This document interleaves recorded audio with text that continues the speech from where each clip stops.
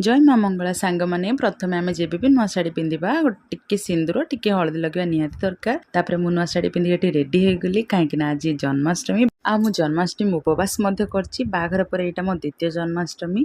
तो आमर ये राधाकृष्ण मंदिर नाही तो मो शिव मंदिर ही जाइए आम झियारी मान सहित।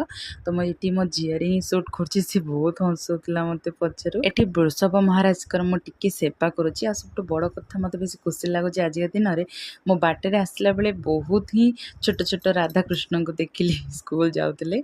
एठी मंदिर मध्य देखते के कुनी कृष्णाटे के सुंदर लगुच। मु घर को आसी देखे तो नना आसीगला आम घरे भी माँ टे जन्माष्टमी आसला बेलू करती। तो मु कहीं बाद देवी मु भी कली एठी मु बही पड़ुची जन्माष्टमी पूजा पर मार मोर आम सब भोग आ सागु ही खाइलु। तो बाबू तो से सब खाइबेन बाबू रुटी डालमा बो घर आसला। जदि मो वीडियो आपण मानकु भल लागिबो ताले प्लीज सब्सक्राइब करदे मो चैनल को। जय जगन्नाथ।